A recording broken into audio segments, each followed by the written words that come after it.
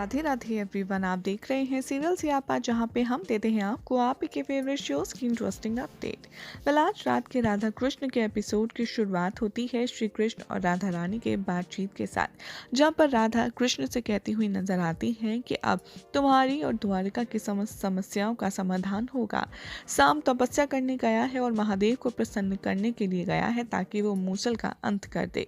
कृष्ण ये सुनकर काफी ज्यादा घबरा जाते हैं और कहते हैं कि राधा, मूसल का अंत असंभव है और जाने अनजाने में तुमने शाम को मौत के मुंह में खुद ढकेल दिया है, और अगर शाम मूसल पर प्रहार करेगा तो खतरा उसके प्राणों को ही है।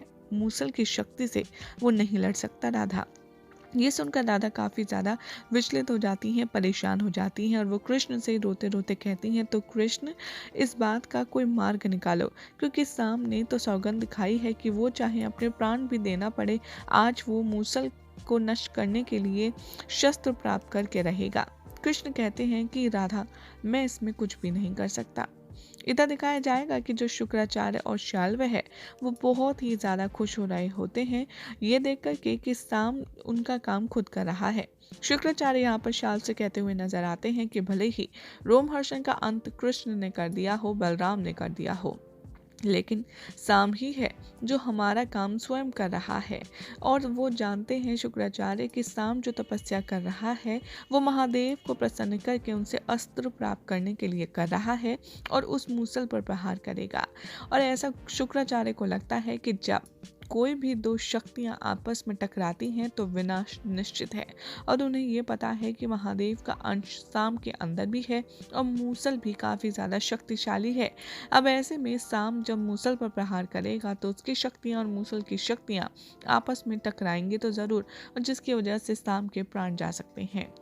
इधर दिखाया जाएगा कि शाम अपने प्राणों को दांव पर लगा करके तपस्या कर रहा होता है, और इस बार शाम सच में सुधर चुका है और वो वाकई में गिल्ट महसूस कर रहा है। इधर शाम की तपस्या देख कर के महादेव कहते हुए नजर आएंगे गौरी माँ से, मैं शाम को इतनी पीड़ा में नहीं देख सकता। उसने सबसे प्रिय वस्तु अपने प्राण को दांव पर लगाया है, इसीलिए मुझे उसके अच्छे कर्मों का फल तो देना ही होगा। परंतु ये फल देने के बाद मैं जानता हूँ कि विनाश भी निश्चित है, और ये विनाश वास्तव में होगा, इसीलिए मुझे बहुत ही ज़्यादा भयभीत हो रहा हूँ मैं शाम के लिए। लेकिन जब भी ऐसा कुछ होता है तब नारायण स्वयं मदद करने आते हैं और सब कुछ वही संभालेंगे। दिखाया जाएगा कि यहाँ पर महादेव भी सारी चीज़ें श्री कृष्ण पर छोड़ देंगे कि जो भी कुछ सही होगा वो श्री कृष्ण स्वयं देख लेंगे। इधर श्री कृष्ण को बहुत ज़्यादा क्रोध आता है और वो इमोशनल भी होते हैं शाम के इस फैसले से, और वो कहते हुए नजर आते हैं कि क्यों पुत्र, क्यों तुम ऐसा क्यों कर रहे हो, तुम क्यों अपने प्राणों को दांव पर लगा रहे हो। श्री कृष्ण शाम के बारे में सोच ही रहे होते हैं, तभी वहां पर लक्ष्मणा रोते रोते आ जाती है और वो श्री कृष्ण के आगे हाथ जोड़कर अपने किए सभी उल्टे सीधे कामों की माफी मांग कर के अपना प्रायश्चित करती है, और साथ में वो शाम को वापस लाने के लिए उनसे रिक्वेस्ट करती है, क्योंकि कहीं ना कहीं लक्ष्मणा को यह डर सता रहा है कि अगर शाम ने मूसल पर प्रहार किया तो उसके प्राण संकट में है और उसके बाद वो क्या करेगी।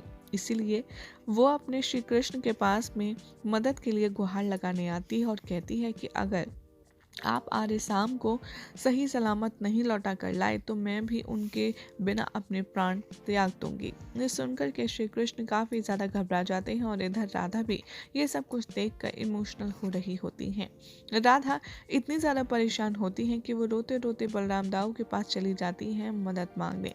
अब वो सब कुछ बताती हुई नजर आएंगे बलराम दाऊ को, जिसके पश्चात दाऊ कहेंगे कि कुछ भी हो जाए, भले ही काना कर्म के बंधन से बंधा हो, लेकिन मैं तो आज़ाद हूँ, इसीलिए तुम बिल्कुल भी परेशान मत हो। कृष्ण को बंधन में बंधे रहने दो राधा, अब मैं तुम्हारी अपने कान्हा की सहायता अवश्य करूँगा।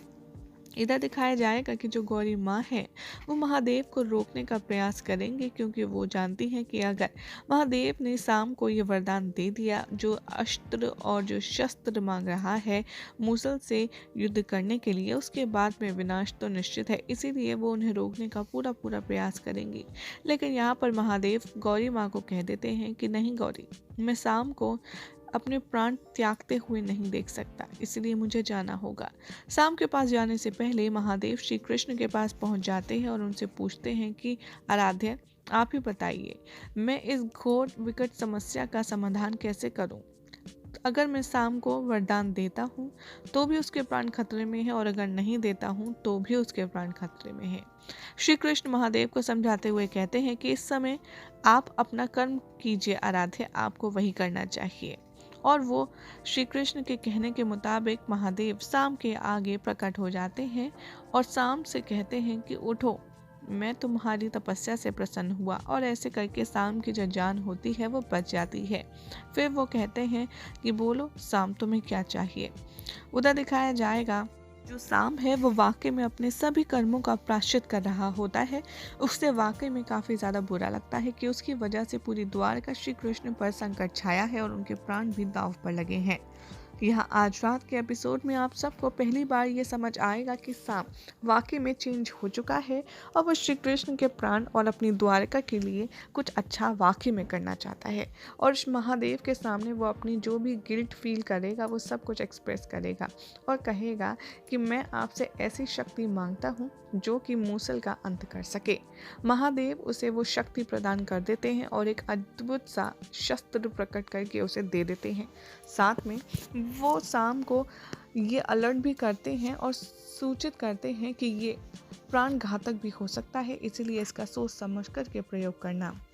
शाम कहता है कि जी, लेकिन अगर मेरे प्राण चले भी जाएं मूसल को अंत करने में और उससे अगर मेरी द्वारका में श्री कृष्ण मेरे पिताश्री की जान बचती है तो मुझे गर्व होगा अपने पिताश्री के लिए समर्पित होने के लिए और अपनी जान देने के लिए। ये देखकर सभी वहाँ पर मौजूद महादेव और वहाँ बैठे बैठे श्री कृष्ण सुपर इमोशनल हो जाएंगे, क्योंकि इस बार शाम का जो कनेक्शन है अपने पिताश्री श्री कृष्ण से वो वाकई में रियल है। इधर दिखाया जाएगा कि दाऊ यहाँ पर जंगल में पहुँच जाएंगे और वो कुछ ऐसा बड़ा त्याग करने जा रही हैं जो बहुत ही ज़्यादा बड़ा होता है। श्री कृष्ण राधा को उसके बारे में बताते हुए कहते हैं कि इस बार दाऊ जो त्याग करेंगे वो ऐसा त्याग होगा जो अब तक का सबसे बड़ा त्याग है दाऊ के लिए। और यहाँ दाऊ आदि शस्त्र और आदि अस्त्र का आवाहन करते हैं ताकि शाम को वो बचा सकें। और यहाँ पर शाम के हाथ में आ जाता है वो शस्त्र जिससे वो मूसल पर प्रहार करने के लिए आगे बढ़ता है। और इधर लक्ष्मणा काफ़ी ज़्यादा खुश हो जाती है शाम को वापस देख करके, क्योंकि उसके प्राण बिल्कुल सुरक्षित हैं और शाम का काफ़ी ज़्यादा भव्य स्वागत होता है। यहाँ पर दिखाया जाएगा कि दाऊ को भी वो शस्त्र प्राप्त हो चुका है जिससे वो मूसल का अंत करेंगे। एक तरफ से होगा दाऊ और एक तरफ से होगा शाम, जो कि बहुत ही ज़्यादा खुश हो जाएंगे ये शस्त्र को पा करके। यही हो जाएगा आज रात के एपिसोड का एंड, जिसके बाद कल क्या होगा आपको बताएंगे नेक्स्ट रिपोर्ट में। ऐसी ही मज़ेदार अपडेट्स के लिए चैनल को सब्सक्राइब करें, वीडियो को लाइक शेयर करना ना भूलें।